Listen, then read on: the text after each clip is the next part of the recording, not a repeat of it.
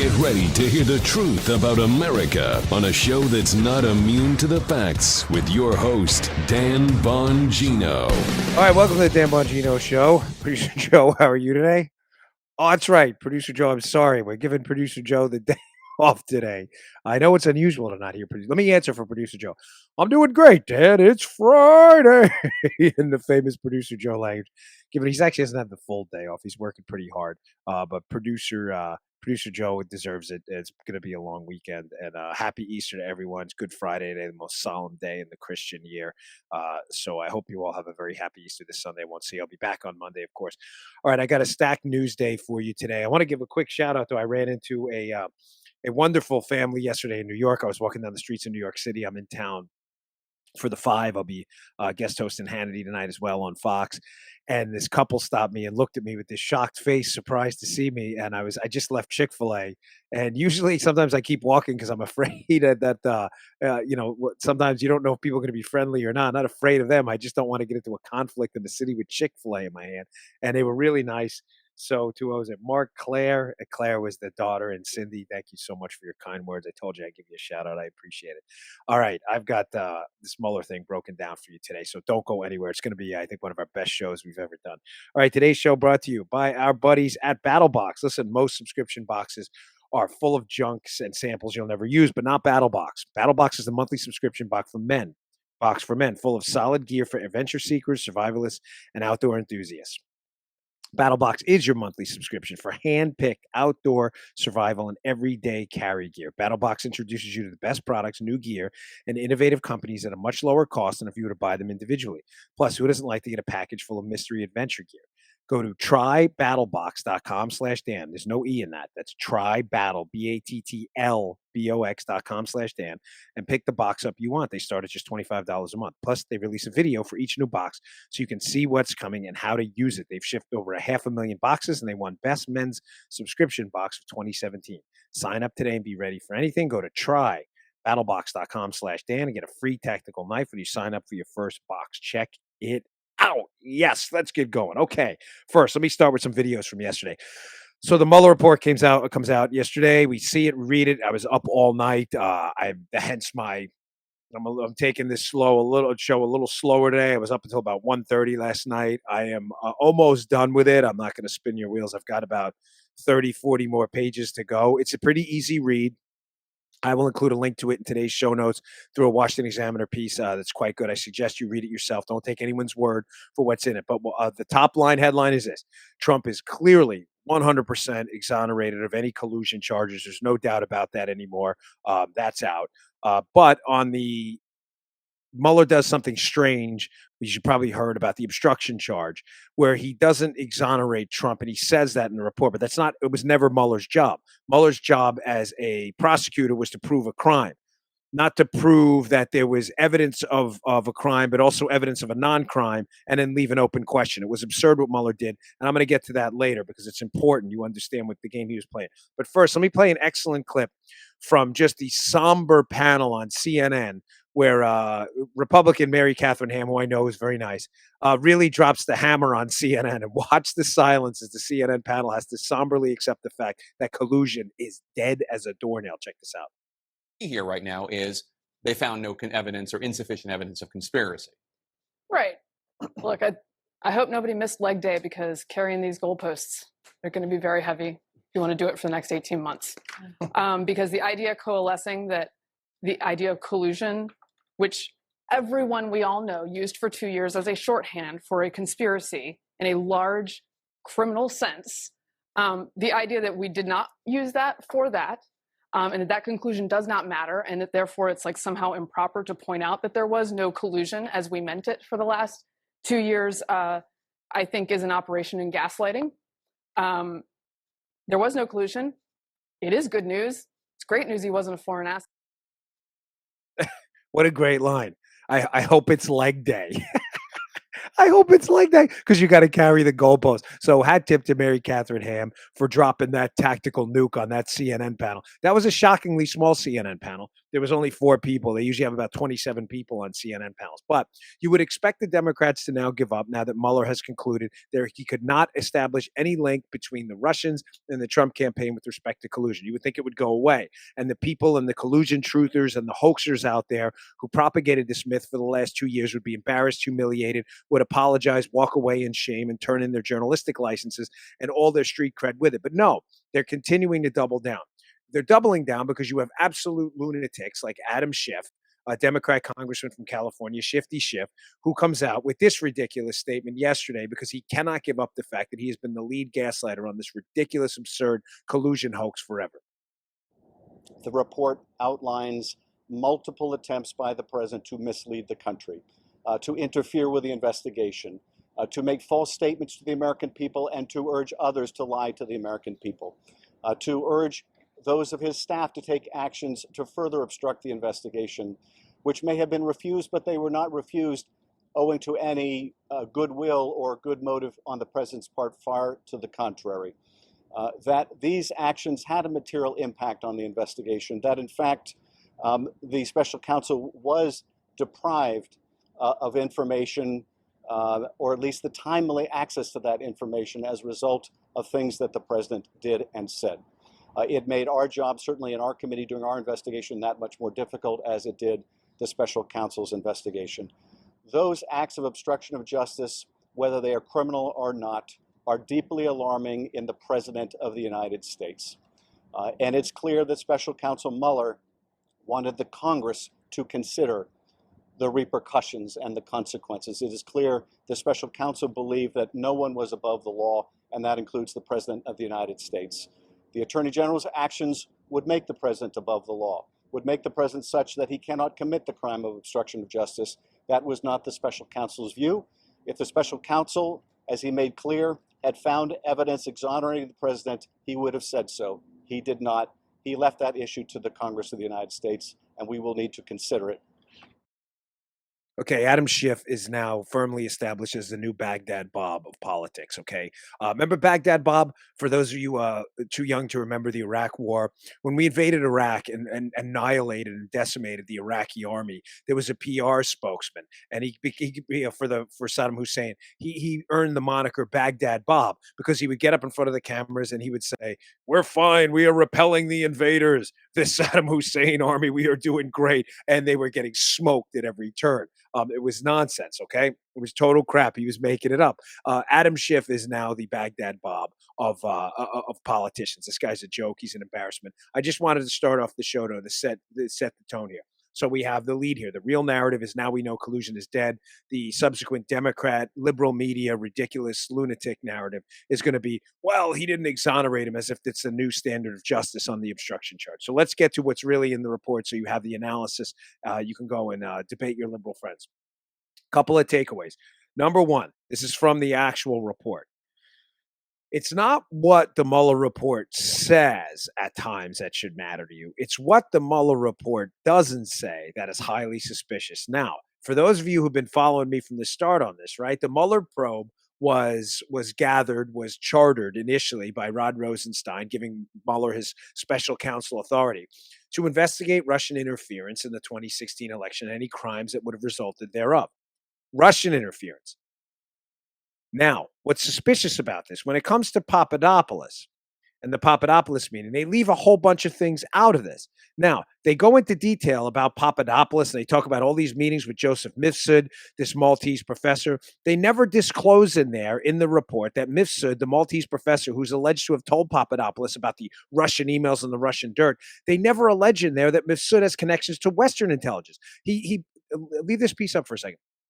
He goes through this long extended narrative, Mueller, which I'm going to explain this whole thing, what this Mueller reported. It's nothing but a spy novel he wrote as a roadmap to impeachment for Trump. So he lays out all these Russian connections between Mifsud and alleging, in other words, that Mifsud got this information somehow, hinting at the fact that he may have got it from the Russians, but he never mentions that Mifsud's connected to Western intelligence. But here's the kicker: at the end of one of the Papadopoulos sections, where he goes to his heart is ripping out of his chest to say how Papadopoulos met with this guy with Russian connections. Notice the last line here I pulled out for you.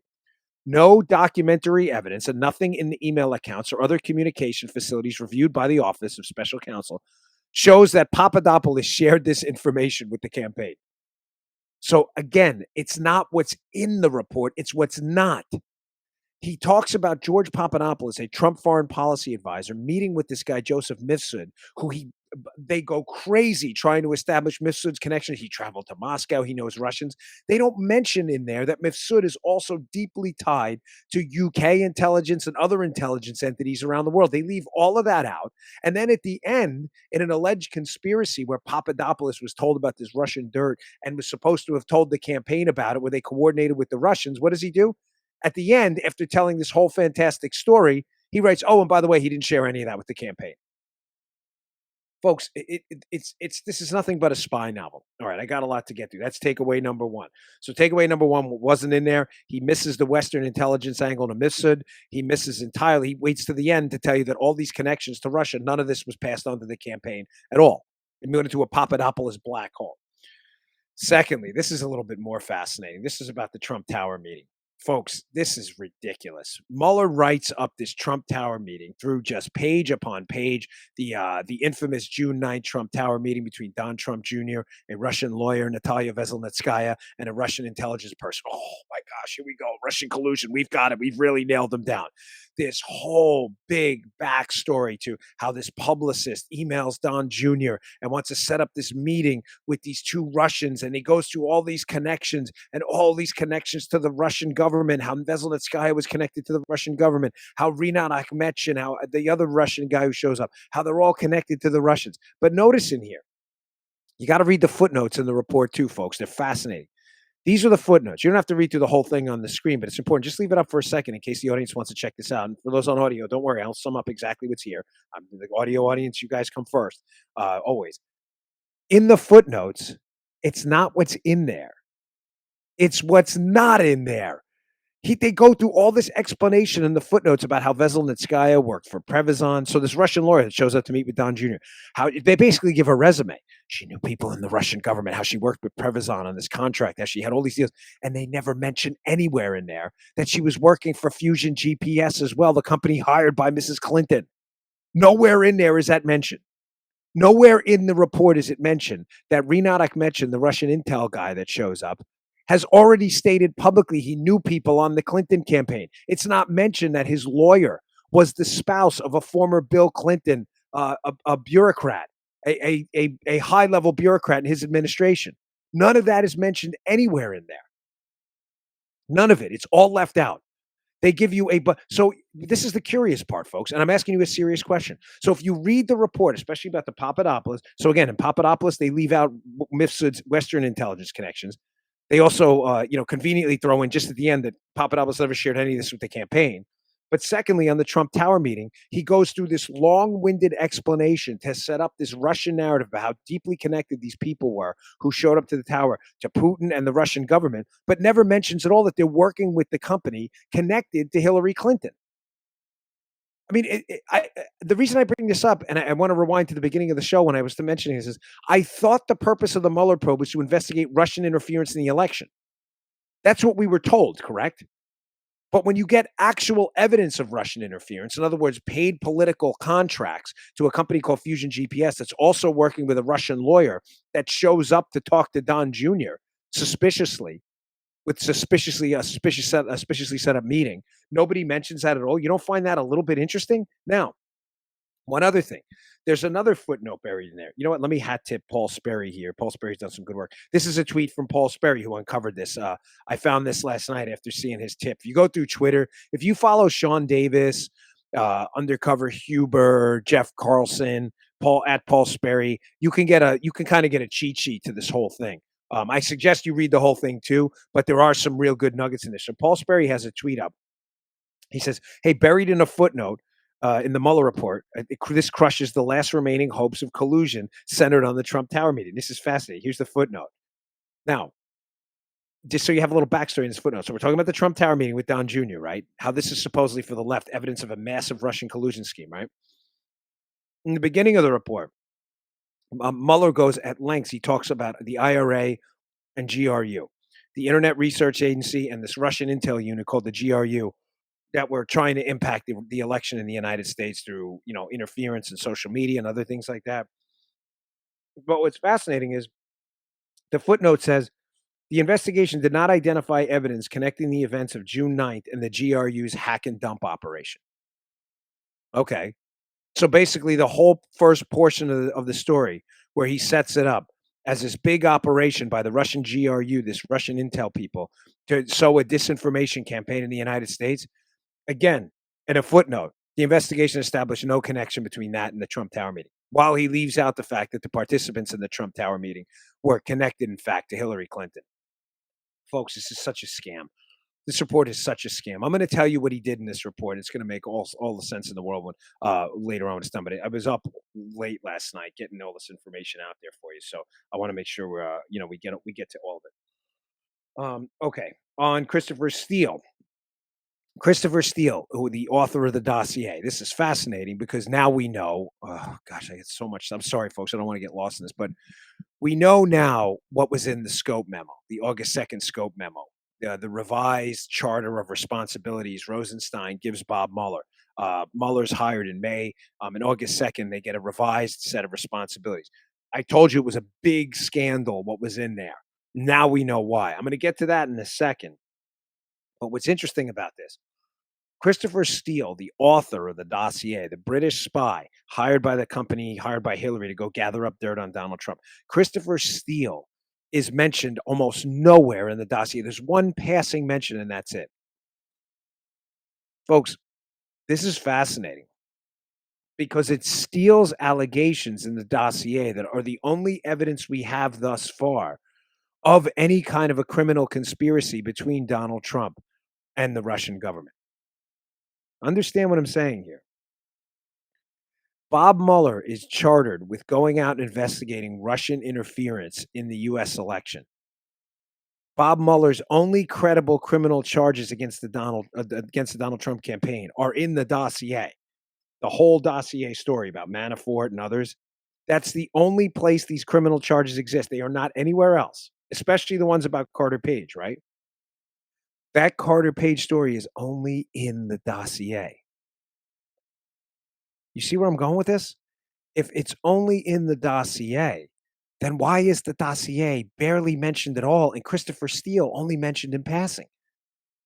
Maybe because they're trying to minimize the impact of the dossier, trying to pretend the case was about something else other than the dossier, although it was about the dossier the whole time. Folks, this is getting real good. This report is ridiculous. It's an utter absurdity. He mentions it in just passing. It's completely, totally ridiculous. All right. Let me get to this first, and then I want to get back to some more stuff, including on Michael Cohen, where Mueller, again, belabors this whole big story, tells this story. He's pumping his fist, telling the story about all this Russia stuff. And then he says at the end, well, Papadopoulos didn't tell anyone on the campaign about the Russian stuff. Well, I thought the campaign colluded in the Trump Tower meeting. Oh, she worked for the Russians. She worked for the Russians. Yeah, but she worked for Hillary, too. He leaves that out. Then he says at the Trump Tower meeting at the end in this little footnote, oh, yeah, and by the way, the Russian effort by GRU to impact the election had nothing to do with the Trump Tower meeting. Little footnote at the bottom, right? On Christopher Steele. Just a little side note in passing about Steele. No extensive analysis of Steele's actual charges, even though those are the only charges that existed in this entire campaign. Ridiculous. All right, today's show also brought to you by our buddies at Harry's. Harry's, we love Harry's. I don't have to. Sorry, if you only saw what just happened. If this show is, I'm telling you, this is the best show out there. I self-praise things, I know, but Harry's. I have to shave when I don't use Harry's multiple times a day. Once in a while on the road, I'll forget my Harry's razor, and it's a huge mistake because I got to shave 2 or 3 times, and it irritates my face. I don't have that problem with Harry's. It is the closest shave out there for the best price. I love Harry's razors; they're the best. Join 10 million who've tried Harry's. Claim your trial offer by going to harrys.com/Bongino. Harry's founders were tired of paying for razors that were overpriced and overdesigned. They knew a great shave didn't come from gimmicks like vibrating heads, flexi balls, or handles that look like spaceships. These tactics leading brands use to raise prices. They've been doing it for decades. Harry's fixed that by combining a simple, clean design with quality, durable blades at a fair price. Harry's bought a world-class blade factory in Germany. It's been making quality blades for over, get a load of this, 95 years. They've received over 20,000 five-star reviews on Trustpilot and Google. Harry's replacement cartridges are just $2 each. That's half the price of the Gillette Fusion Pro Shield. All Harry's blades come with a 100% quality guarantee. If you don't love them and you don't love your shave, let them know and they'll give you a full refund. You will love it. I only have to shave once because Harry's, the shave is so close. So when I appear on Fox at night, I use Harry's in the morning. I don't even need a retouch. Here we go. Get a $13 value trial set that comes with everything you need for a close, comfortable shave. You get a weighted ergonomic handle, a 5-blade razor with a lubricating strip and trimmer blade, rich lathering shave gel, and a travel blade cover. Listeners of my show can redeem this trial set at harrys.com/Bongino. Make sure you go to harrys.com/Bongino to redeem your offer and let them know I sent you to help support the show. harrys.com/Bongino. Redeem your trial set today. Don't miss out. Okay. Again, in the Mueller report. So the tone we're trying to set, sometimes I don't want you to lose the lead. I don't want you to lose the headline and the volume of information. Sometimes it does get lost. The headline is this. Mueller selectively leaves out information that makes the Trump team look good, or he buries it at the end of his report, but then makes a point to exaggerate almost hyperbolically the Russian connections of the players involved, as long as it makes the Trump team look bad. The report is a roadmap to impeachment. This is a gift-wrapped president to lunatic Democrats who want to impeach the Trump team for a crime that never happened. Again, it's not that a bank was robbed and Trump didn't do it. There was no bank robbed. There was never a collusion scandal at all. No one has ever pled guilty to the collusion conspiracy because it didn't happen. You see this again with the Michael Cohen information. The Michael Cohen information is equally as bad in the report. He goes through, and I don't trust Michael Cohen, Trump's former lawyer, as far as I could throw him. I want to be crystal clear on that. But he goes through this long, lengthy explanation about Cohen and Cohen's efforts on the Trump Tower project in Moscow. And then at the end, here we go again. So you have to go through the whole thing.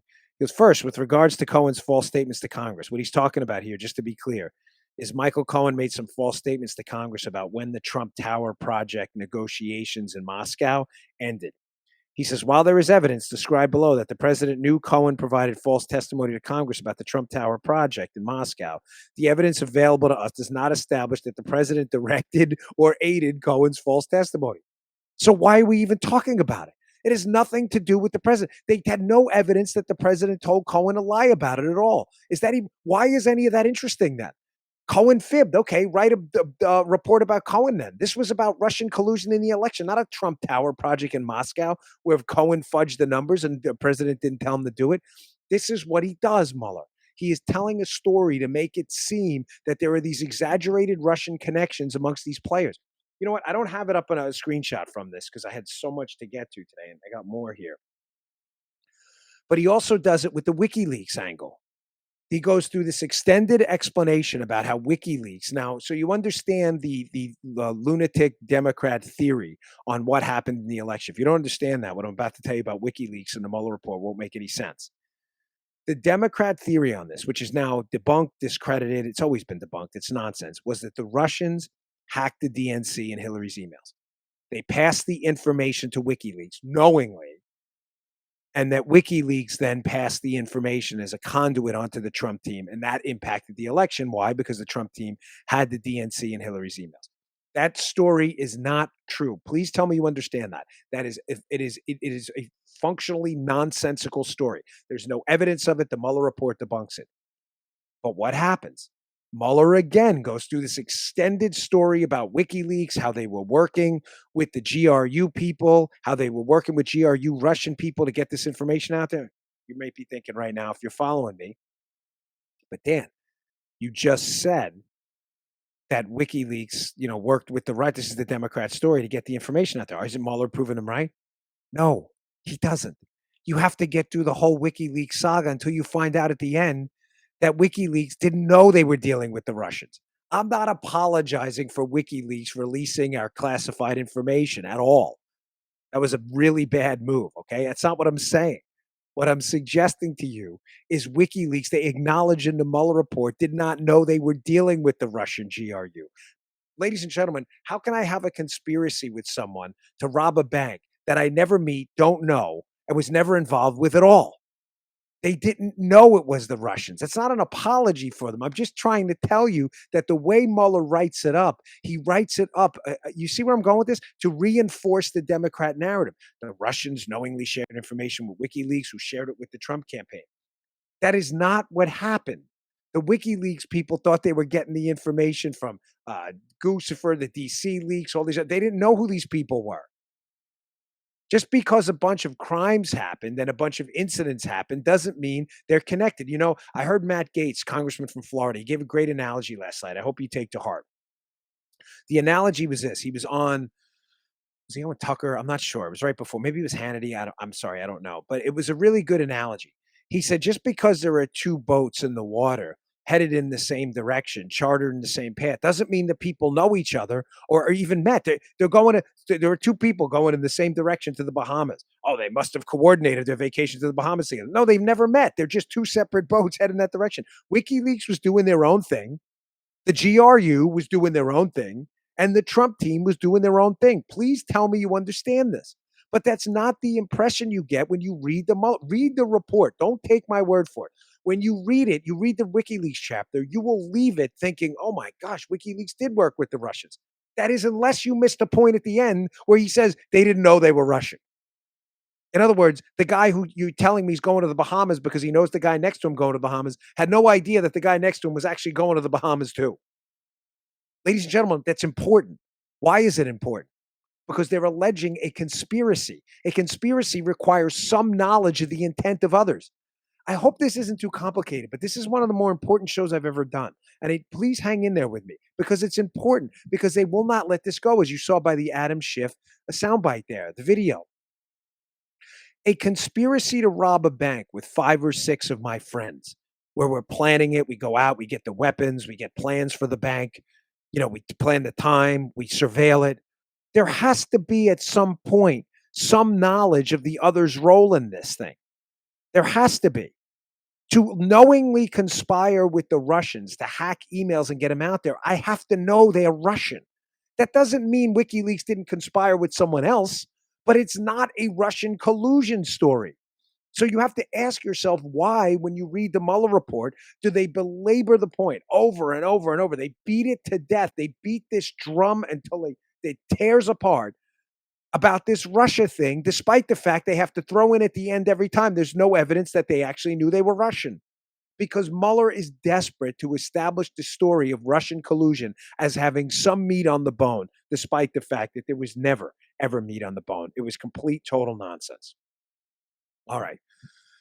Elsewhere buried in the report, there are tons of nuggets in this thing. I tried to pull out the best ones. There's just so many good ones. I'm sorry I have to limit it, but these are the lowlights of the Mueller report. I'll explain the whole purpose of it again at the end. I didn't miss that. On the Sessions front, this just explains how this piece about Sessions and Kislyak and these meetings and the snippet of the Mueller report about it is just incredible. And it goes to show you the deviousness of the Democrats. Listen to this. We have it up on the screen, youtube.com/Bongino, if you want to check it out. But again, audio side, don't you worry. I will read this for you. Here's a footnote from the piece here. So Sessions, remember the Democrats pushed really hard to get Sessions recused when he was appointed AG from the Russia probe. Why? Why did they do that? They did that because Sessions was an obvious political ally of Donald Trump. He was. He endorsed him early in the campaign. Now that happens. You don't appoint your political opponents to be your attorney general. That doesn't mean they're going to be biased. It just means that's how politics work. You want your team in there. You're the executive. You get to appoint these people. The Democrats pushed hard to get Sessions out. Why? Because they had an ally in Rod Rosenstein, and they knew it, and they knew Sessions would uncover the whole spying scandal. They needed Sessions out. So one of the things they did was they pushed this narrative that Sessions had these meetings with Kislyak, the Russian ambassador, these substantive meetings, and had lied about it. Don't forget, Sessions is up on Capitol Hill, asked by former Senator Al Franken, Franken, excuse me. He's asked about contacts during his role in the campaign. And he says, no, I didn't have any of these substantive contacts, basically. I just and he was right. He had them as in the course of being a U.S. senator, but every senator has contacts with Russian officials. So just to be clear, we were led to believe by the Democrats. We were led to believe that these contacts between Senator Sessions, who was a campaign, surrogate for the Trump team, that these were substantive contacts with the Russian officials and these corrupted Sessions. And Sessions had no position being the attorney general investigating the Russians. Well, isn't this interesting? Here's what the Mueller report says about these contacts. Again, entirely blowing the Democrat story out of the water because there's no evidence any of that was true.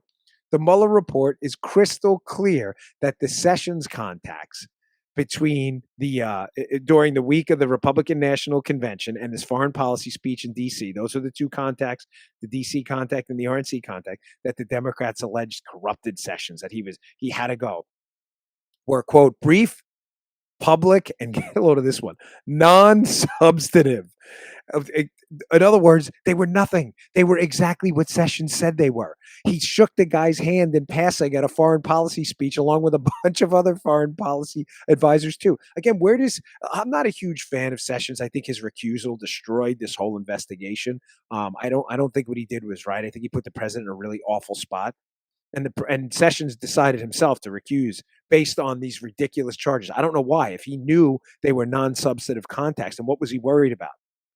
But to be fair, and I mean this, folks, people I know who know Jeff Sessions, he's a good man. He's a godly man. He's a God-fearing man. He made a mistake. But where does Sessions go now to get his reputation back? All those charges that he was somehow behind the scenes meeting with these substantive meetings with Russian officials turn out to be complete garbage. And you know what? Not one of these hacks in the media is apologizing to Sessions for it, nor is one of these Democrats, the Cory Bookers and Al Frankens of the world, who destroyed this man's reputation, accusing him basically of being a traitor to his country over contacts that were, quote, non-substantive and brief. What a joke. There's something else in that piece there I wanted to highlight there as well. I mean, the Mueller report is just a series of debunking a lot of leftist myths. Because now you may say, "Damn, well, I thought you said the Mueller report was awful and Mueller's intentions were bad," but you're laying out a case where he debunks all this stuff. No, that's not what I'm doing. Mueller had to do this. Mueller couldn't fabricate information. Believe me, they did this painfully, putting in this information that the Sessions story was BS, the Ukraine story, the Ukrainian platform story where they changed the platforms BS. All this stuff they had to put in there because they had no evidence otherwise. But even though they had no evidence, they still write these long stories about these Russian connections. That's my point. Paula, do me a favor. Text me. Is this making sense? What I'm basically trying to tell you, and I need you to understand, is when you read the report, you'll figure this out yourself. He goes through this long explanation about these Russian connections, Mueller, over and over, how dangerous, and all these thumbs up. Thank you, Paula. About these Russian connections. He tells this Tom Clancy story. The Russians were here. The Russians were there. The Russians met with Sessions. The Russians were at Trump Tower. The Russians, WikiLeaks. And then at the end, in little snippets and footnotes, instead of just saying in the beginning, hey, none of this stuff was true, he writes, P.S. Shh. And by the way, WikiLeaks didn't know they were Russian.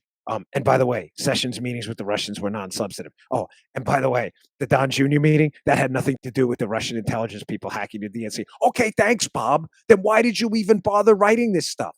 Because he's laying out a roadmap for the Democrats for impeachment. That's why. He was never investigating collusion. He was keeping an investigation open. He knew he was false, which he documents throughout this report in an effort to lay out steps to obstruct the investigation, even though he knew from the beginning it was all garbage. Please tell me this makes sense. Mueller knows immediately upon being hired in May of 2017.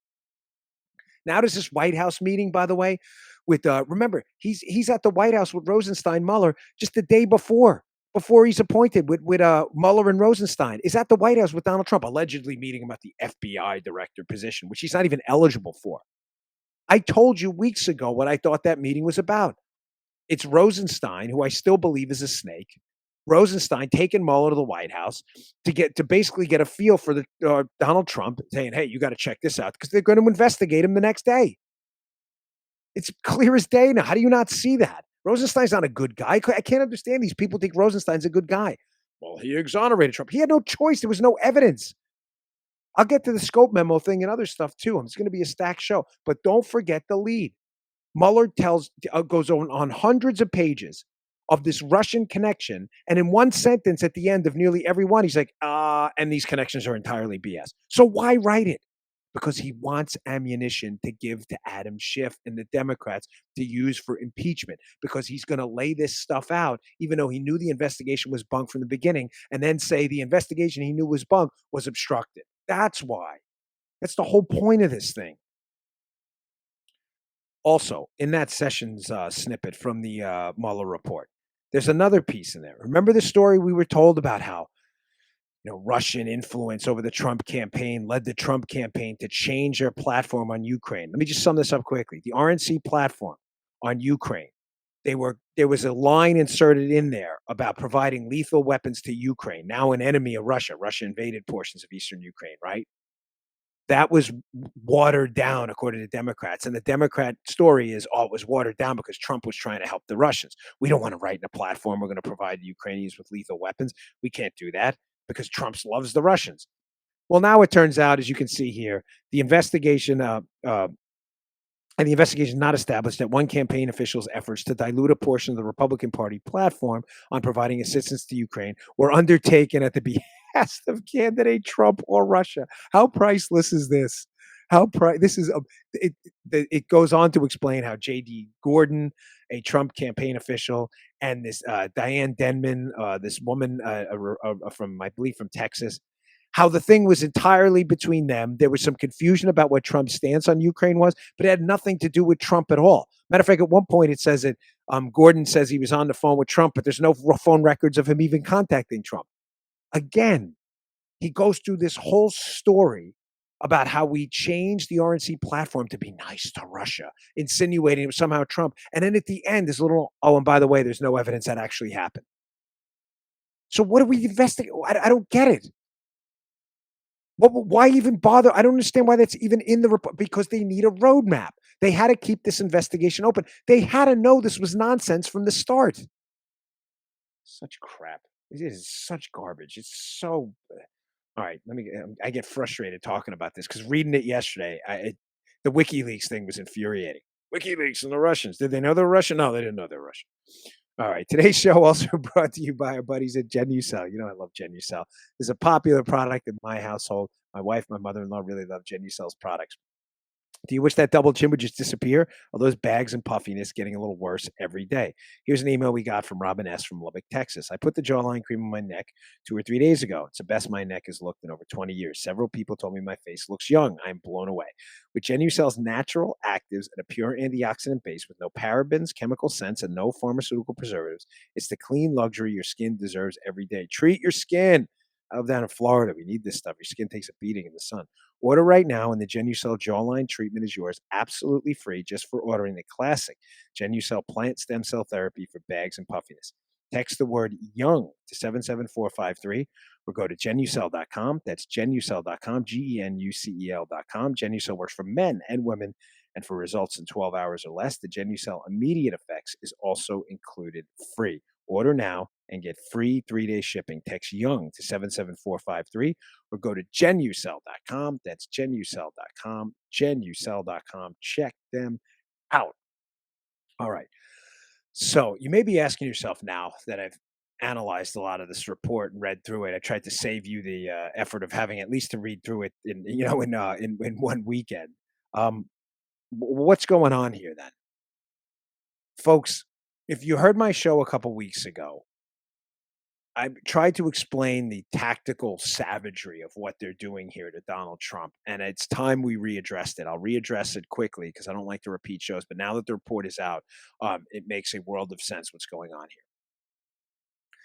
All of the people involved in this collusion hoax, the Democrats, the FBI, Andrew McCabe, Jim Comey, John Brennan, the Obama administration, and others, understood from the start this case was a hoax. It was a hoax because it was only based in a dossier that was fake, a dossier that was relitigated old information from a 2007 Glenn Simpson Wall Street Journal article, It was basically a movie script where they just wrote in Donald Trump's name.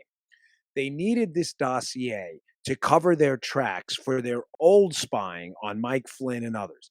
They needed the dossier basically to reverse engineer a crime that never happened. Why would you want to reverse engineer a crime that never happened? Why would you want to make pretend, fabricate a bank robbery that didn't happen? Because you want to investigate people for bank robbery. Well, there's no bank robbery. Exactly. Well, why would you want to investigate them? Because you're going to ruin their lives and you're going to ruin their presidency and you're going to create an endless set of press leaks making that person look bad. That's why. Hey, Paula Bongino is being investigated for bank robbery. She is. Was there a bank rob? No, but it doesn't matter. She's being investigated. That's the point. They had to reverse engineer a crime. To reverse engineer a crime, they had to produce evidence of a crime. The problem is there was no crime and there was no evidence. So all they had was this dossier. Bob Mueller knows this. He knows this when he is appointed in May of 2017. How does he know this? He knows this because his chief investigator, the person he picks as his lieutenant in this, Andrew Weissman, has already been briefed on the dossier in 2016 and the political origins of it. He knows this is a Hillary Clinton document. Weissman has been briefed by Bruce Orr. He knows the document's crap. And keep in mind, the dossier is the only evidence they have of a crime that never happened. So instead of making this case go away immediately, what Mueller should have done, what does he do? He should give this speech immediately to the American people. You've all been hoaxed. You've all been lied to. There is, in fact, no crime. This dossier is a garbage document. I've been charged with investigating Russian collusion in the election. It didn't happen. Thank you, folks. Have a nice day. That would have been the patriotic thing to do and the right thing to do. That's not what Mueller does. Mueller keeps the case open for 675 days. But how can he keep a case open for 675 days investigating a crime that didn't happen when he knows immediately that crime didn't happen? The answer? Create a new crime. And the new crime is obstruction. Put up the piece about the scope memo, if you don't mind, the part where we highlight the Carter Page stuff. This is fascinating. So I had told you in the beginning I was going to address the scope memo. Devin Nunes, who's been just a terrific stalwart supporter of getting to the bottom of this, Republican Congressman from California, was on Fox last night and brought up an interesting footnote on page 11. Here it is. Remember I told you about the scope memo? So Bob Mueller's hired in May of 2017, and he's given a memo on what he needs to do, investigate Russian collusion in the election. August 2nd, just months later, he's given a revised scope memo and new responsibilities. And look at this. On page 11 of the Mueller report, he gives up what's in the scope memo. This is beautiful. Quote, it then confirmed that the special counsel had been authorized since his appointment to investigate allegations that 3 Trump campaign officials, Carter Page, Paul Manafort, and George Papadopoulos, quote, committed a crime or crimes by colluding with Russian government officials with respect to the Russian government's efforts to interfere in the 2016 presidential election. If you're listening to that right now, you're probably thinking, okay, where are you going with this? Read that thing carefully. Page 11, it's right at the bottom. Mueller gets a revised scope memo on what he's supposed to do a few months later. Keep in mind now, Mueller knows the whole time this dossier is a hoax. He's not stupid. His lieutenant knows it's a hoax. He's already been briefed on the hoax, right? It says in this Mueller report that he'd been given instructions from the beginning to go and investigate collusion with Carter Page, Papadopoulos, and Manafort. Ladies and gentlemen, where are those allegations of Russian collusion? They are only in the dossier. Why is Mueller writing that in the report? Think this through. Mueller's putting that in his report that he had been given from the start the charge to investigate Carter Page. Remember, that's only in the dossier, the Page stuff, these criminal allegations. He's doing it to cover his own butt. He understands here that he was investigating a hoax the whole time. He just doesn't like Trump, and he wants to keep the investigation going the whole time, but he wants to cover his own butt. And he wants to make sure everybody knows that his instructions from the start were to investigate this dossier, that he was told to do it. You missed that, didn't you? This is fascinating. Instead of wrapping it up, though, instead of going out in front of the public and saying, hey, I've been charged with investigating the dossier, you maybe If you're missing, Paula, give me a thumbs up or a thumbs down if they're missing the connection here. What I'm telling you is they're writing on that page 11 about how, hey, this is Mueller. I've been charged with investigating criminal collusion with Carter Page. Ladies and gentlemen, where is that charge? It's only in one place only.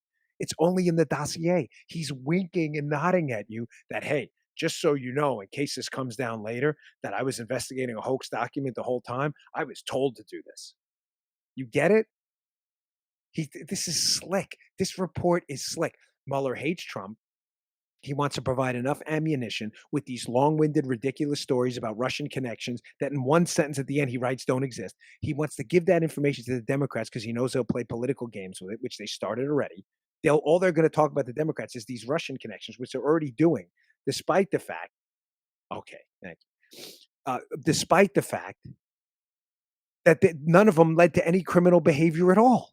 None of them. So he lays out this roadmap. He talks about it endlessly. He needed time to gather all this information, but if he would have lost out on that time if he would have come out and done the right thing immediately and said this was a hoax document. I don't know if I explained that well. I'm going to try this a different way. Mueller doesn't like Trump. He needs to provide the Democrats with political ammunition and the media to destroy the Trump presidency. The problem is the only ammunition he's been chartered to go with is the Carter Page stuff or the dossier he knows is false. He has to fabricate another crime. So what does he do? He goes back in the revised scope memo and he works on an obstruction charge. He creates an obstruction charge to keep the investigation open as long as possible, to gather all the material in this report to give to the Democrats. This is really, really important stuff. But he needed the time to do it. So he uses the obstruction thing. But he doesn't want to leave himself open to criticism later. So he makes sure to put in the report that he's been given from the start instructions to investigate this dossier because he knows the dossier in the end is going to be a hoax. So he wants everybody to know that although he was investigating obstruction the whole time, the reason he started wasn't my fault. I was told to investigate the dossier. I bet you missed that on page 11. I'll be candid with you, folks. I missed it a little bit too. When Nunes hit it last night, I went back and read it again. And I'm like, yes, now I get it. Look, it's right there, up there on the screen. Look, I can't emphasize this line enough. It then confirmed that the special counsel, Mueller, had been authorized since his appointment to investigate allegations. These are only in the dossier, folks, that 3 campaign officials, Page, Manafort, and Papadopoulos, colluded with the Russians, basically. That is only in the dossier. This is the biggest butt covering operation I have ever seen in my life. Now, he could have, again, done the right thing and wrapped it up immediately and said, folks, but he doesn't because he wants to protect the DOJ, protect his buddy Comey, protect the reputation of the FBI, and protect his buddy Rosenstein a bit too, who appointed him. So he keeps this investigation open by inventing another crime. Obstruction of justice for a crime that was never committed. It's really unbelievable what happened here. It's really phenomenal. One other thing in the report, there was of course, the BuzzFeed story about the Trump Tower project. Remember, BuzzFeed reported a while ago that, but anyone who takes BuzzFeed seriously, I really feel bad for you. BuzzFeed was the outlet that reported on the dossier first. It really did a disservice to the Trump team, reported a bunch of fake information. But remember the BuzzFeed scoop that Trump told Cohen a lie about the Trump Tower project in Moscow, the story we referenced before? That story is completely bunked now. BuzzFeed, whatever BuzzFeed tells you, BuzzFeed said they had sources on this. It's completely wrong. It's just made up.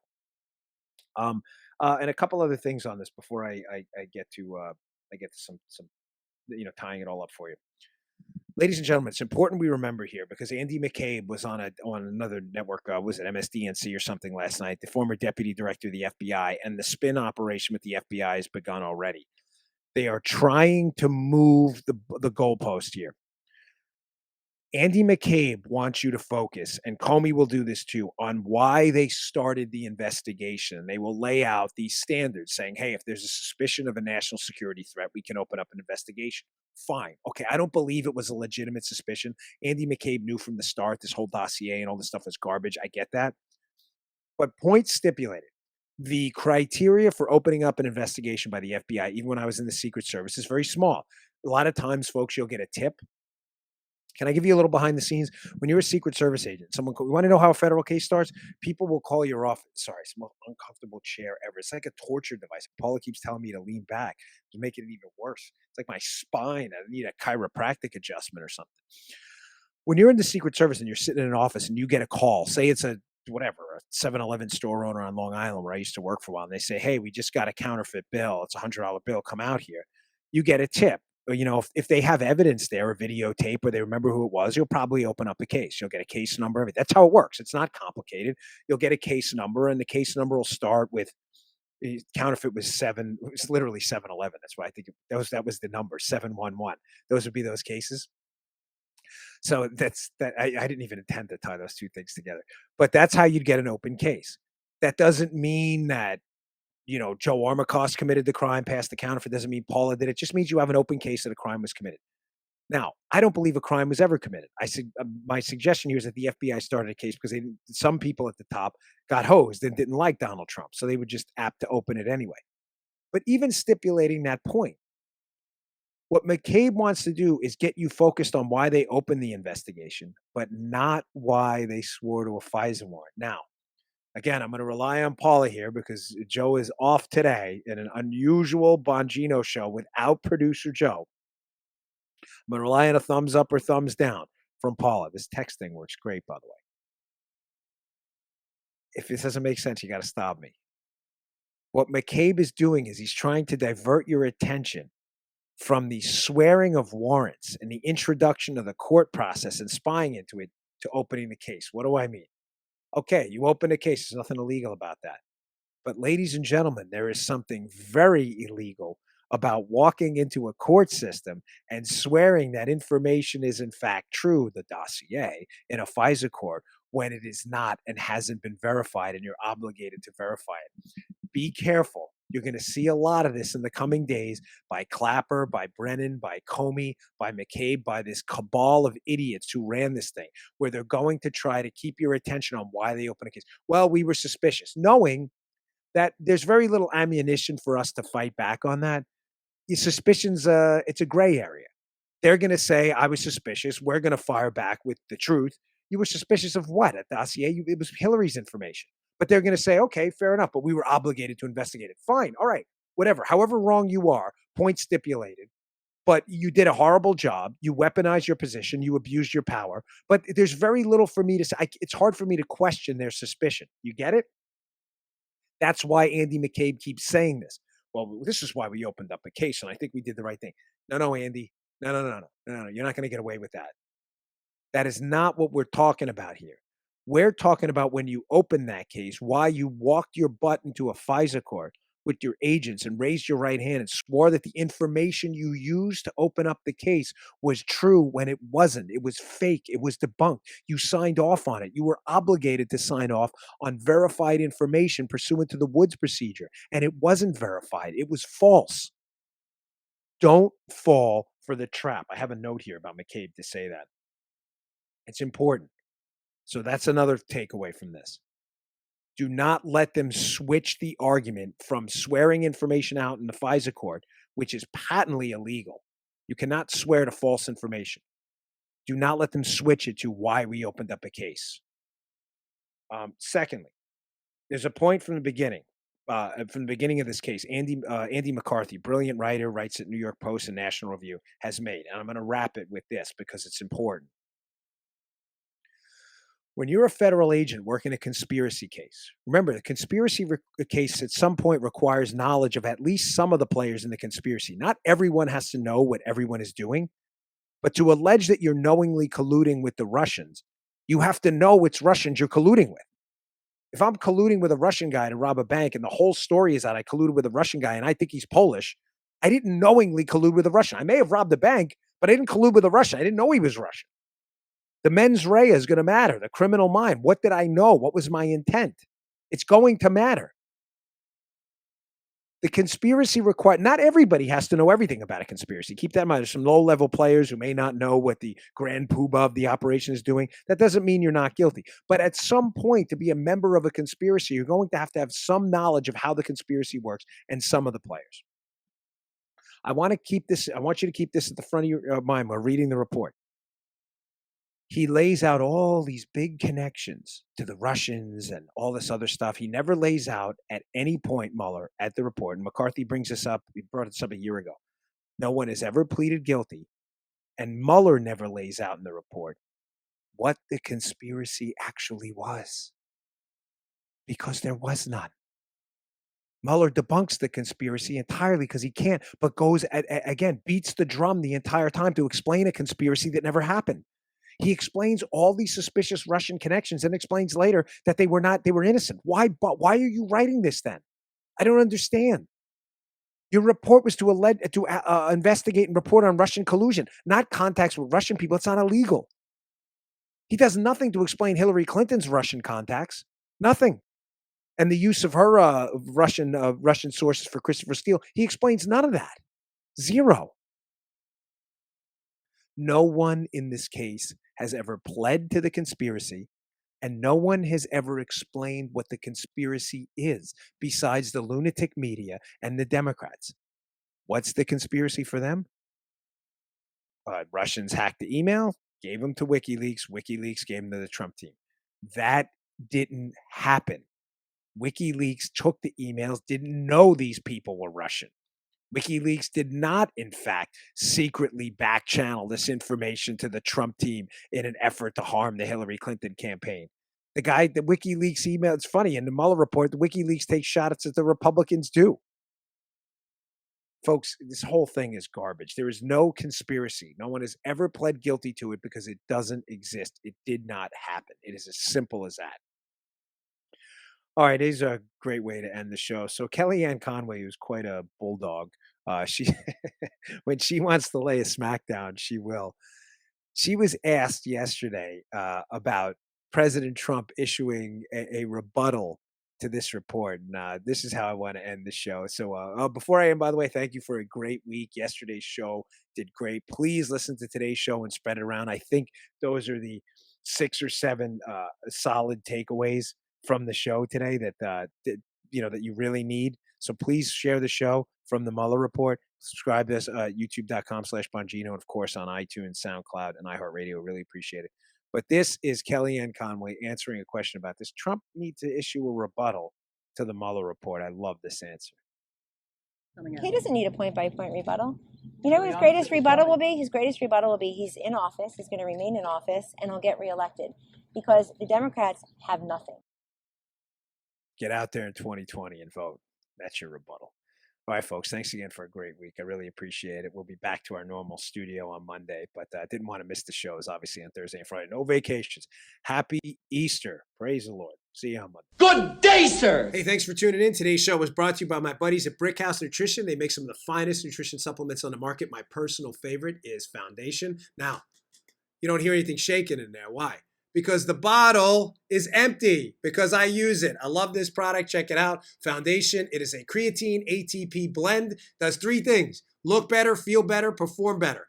Go give it a shot. Go to brickhousenutrition.com/Dan. Try out this creatine ATP blend and take the mirror test. If you don't believe me, take the mirror test. Before you try Foundation, right? Go check it out. Give it about 7 days to work. Take a little mental snapshot of yourself in the mirror. Look at yourself after 7 days. You're going to love this product. Go check it out. brickhousenutrition.com/Dan. Check out Foundation today. Can't recommend it highly enough. Bottle's empty. Miles, the owner of the company, send me some more. Thanks for tuning in, folks. See you all later. You just heard The Dan Bongino Show. You can also get Dan's podcasts on iTunes or SoundCloud. And follow Dan on Twitter 24/7 @DBongino.